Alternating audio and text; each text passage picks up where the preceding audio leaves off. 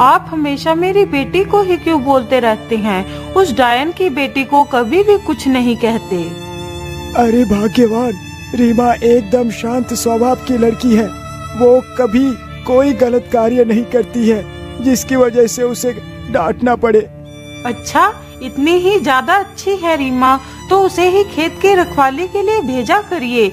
हमारी बेटी को क्यों भेजते हैं? आज से मेरी बेटी कभी भी खेत नहीं जाएगी। रामकुमार ने 2 शादी की थी। दोनों के एक एक बेटी थी। रामकुमार की बड़ी पत्नी बहुत ही कटील और क्रूर स्वभाव की थी, जबकि वह चंद्रवती को भी खरी खोटी सुनाती थी और लड़ाई झगड़े करती थी। इसलिए रामकुमार ने उनके लिए 2 घर बनवाए थे।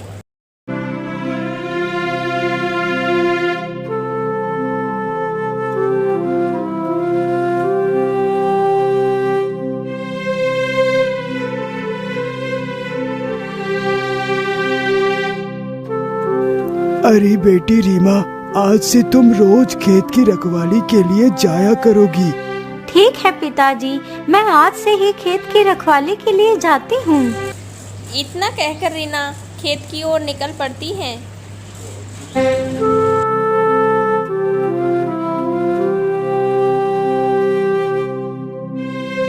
रीमा चलते चलते जल्दी ही खेत पर पहुँच जाती हैं।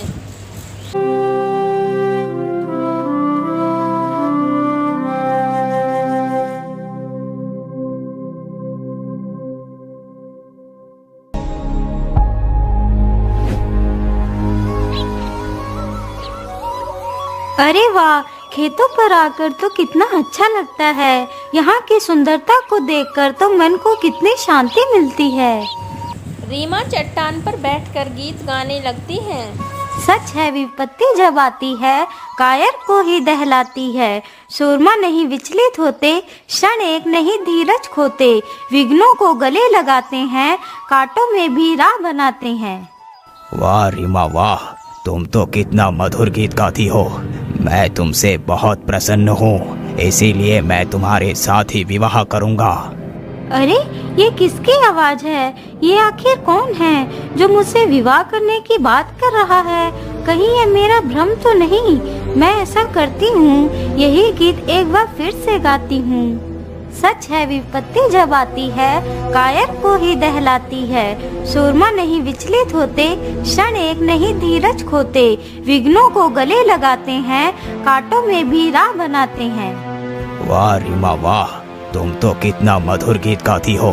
मैं तुमसे बहुत प्रसन्न हूँ, इसीलिए मैं तुम्हारे साथ ही विवाह करूँगा। अरे, मुझे लगता है ये आवाज इस जंगल के भीतर। रीमा जल्दी से जंगल की ओर जाती है।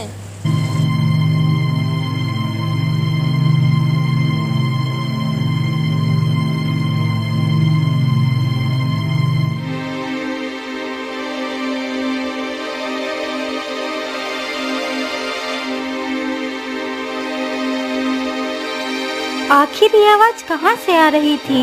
यहाँ पर तो कोई भी नहीं है।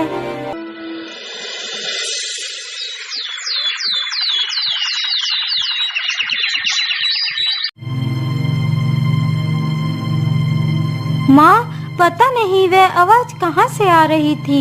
मैं तो कुछ समझ ही नहीं पाई। जब मैंने जंगल के पास जाकर देखा तो वहाँ पर कोई भी नहीं था। माँ, अब से मैं खेत पर नहीं जाऊंगी। अरे बेटी, क्या बात है? आज तुम खेत पर क्यों नहीं गई? अब तक तो तुम्हें खेत पर होना चाहिए था। नहीं पिताजी, अब मैं खेत पर नहीं जाऊंगी। लेकिन क्यों बेटी, तुम खेत पर क्यों नहीं जाओगी? रामकुमार के पूछने पर रीना सारी कहानी अपने पिता को बताती हैं। अरे बेटी, तुम ये कैसी बात कर रही हो? भला ऐसे कैसे हो सकता है? नहीं पिताजी, मैं एकदम सत्य कह रही हूँ। यदि आपको मेरी बात पर विश्वास नहीं तो आप मेरे साथ चलकर देख लीजिए। इतना कहकर रीमा और उनके माता पिता तथा कुछ गांव वाले जंगल की ओर निकल जाते हैं।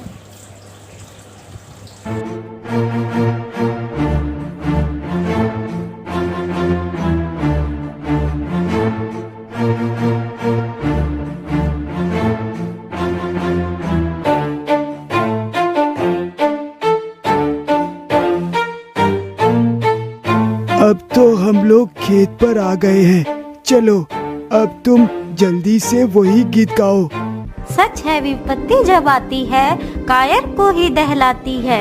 सूरमा नहीं विचलित होते, क्षण एक नहीं धीरज खोते। विघ्नों को गले लगाते हैं, कांटों में भी राह बनाते हैं। वाह रीमा वाह, तुम तो कितना मधुर गीत गाती हो। मैं तुमसे बहुत प्रसन्न हूँ, इसीलिए मैं तुम्हारे साथ ही विवाह करूँगा। अरे भाई, मुझे लगता है यह आवाज उस जंगल की तरफ से आ रही है। हाँ हाँ, मुझे लगता है ये आवाज उधर से ही आ रही है। चलो चलकर देख। सभी लोग जंगल में देखने के लिए जाते हैं, लेकिन वहाँ उन्हें कोई भी दिखाई नहीं देता है। अरे ये तो कितनी अजीब बात है, यहाँ पर तो कोई भी नहीं है, फिर भी ये आवाज कहाँ से आ रही थी?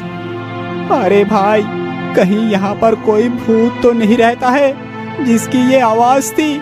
मुझे तो बहुत डर लग रहा है। चलो यहाँ से वापस लौट चलते हैं। अरे नहीं चुन्नीलाल, तुम इतना डर क्यों रही हो? हमें पता तो लगाना ही होगा कि आखिर यहाँ पर किसकी आवाज आ रही है। सभी लोग वापिस चट्टान के पास पहुँचते हैं। अरे बेटी, तुम एक बार फिर से वही गीत गाओ। पिता के कहने पर रीमा वही गीत गाने लगती है और फिर से जंगल से वही आवाज आती है। अरे कौन है उस जंगल में? कौन बार बार मेरी पुत्री से विवाह करने की बात कर रहा है? यदि तुम सच में हमारी पुत्री से विवाह करना चाहते हो तो मेरे सामने आओ। हाँ हाँ, मैं तुम्हारे सामने आऊँगा, लेकिन उससे पहले तुम्हें मुझसे एक वादा करना होगा। हाँ हाँ बोलो, तुम क्या वादा करवाना चाहते हो? मेरा वादा यही है कि मैं तुम्हारे सामने तभी आऊँगा यदि तुम अपनी पुत्री का विवाह मुझसे करने का वादा करो। अच्छा ठीक है, मैं वादा करता हूँ कि मैं अपनी पुत्री का विवाह तुम्हारे साथ ही करवाऊंगा। राम कुमार के ये बोलते ही जंगल से एक शेर निकलकर आता है। शेर! हे भगवान, यह तो एक शेर है। अरे भागो यहाँ से।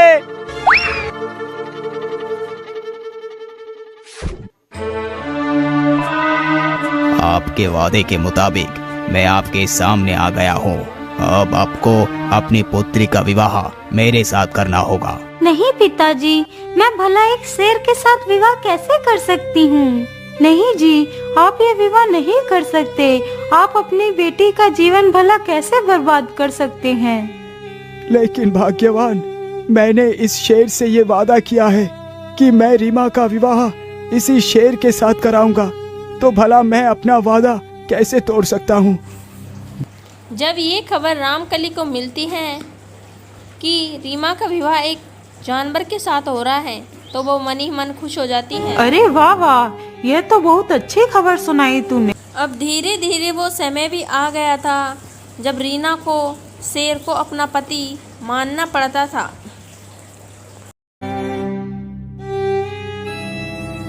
बेटी, अब तुम बरमाला पहना दो। इतना कहते ही रीना शेर के गले में बरमाला डाल देती है।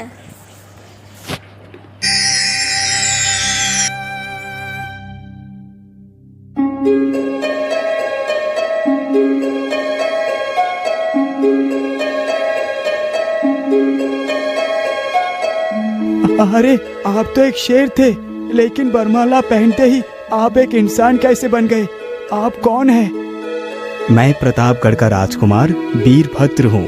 मुझे ये शाप मिला था कि मैं एक शेर बन जाऊंगा, और जिस दिन कोई लड़की मुझे इसी शेर के रूप में स्वीकार कर मुझसे विवाह करेगी, तो मैं फिर से अपने वास्तविक रूप में आ जाऊंगा।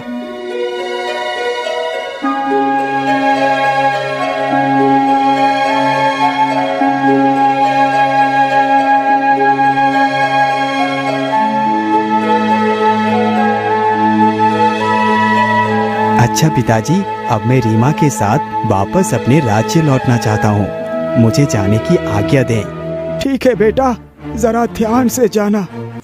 इतना सुनकर राजकुमार रीमा को लेकर वहाँ से चला जाता है। अरे वाह, इसे तो घर बैठे ही अपनी पुत्री के लिए राजकुमार मिल गया। अब चाहे कुछ भी हो जाए, मैं भी अपनी पुत्री के लिए राजकुमार ही ढूंढ कर लाऊंगी। अरे बेटी, जल्दी से जंगल चलो, मैं तुम्हारे लिए भी राजकुमार ढूंढ कर लाऊंगी। इतना सोचकर दोनों माँ बेटी जंगल की तरफ शेर की तलाश में निकल जाती हैं कि रामकली के लिए अच्छा सा शेर मिल जाएगा तो वह राजकुमार बन जाएगा और मेरी बेटी राजकुमारी बन जाएगी। इसी सोच में वह जंगल में चले जाती हैं शेर की तलाश करने के लिए।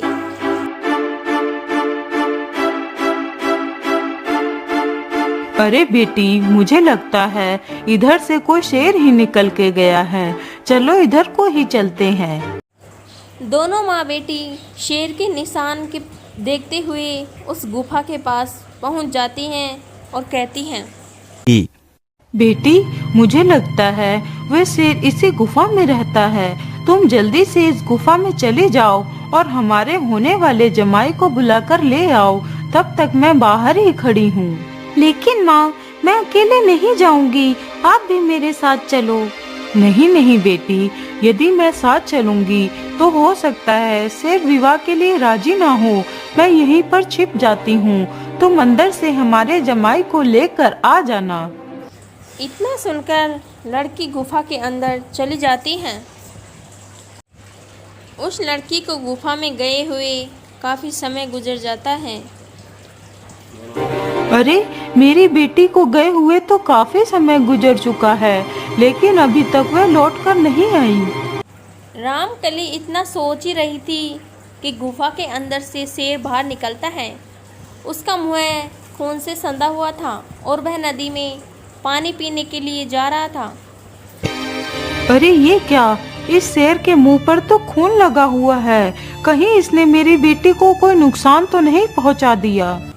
इतना सोचकर रामकली गुफा के अंदर जाती हैं तो वह गुफा में उस लड़के के कपड़े देखती हैं जो खून से संधे हुए थे और फट रहे थे। हे भगवान, ये मैंने क्या कर दिया? मैं लालच में आकर अंधी हो गई थी। मैंने अपने ही हाथों से अपनी बेटी की जान ले ली। मुझे माफ कर दो बेटी, मुझे माफ कर दो।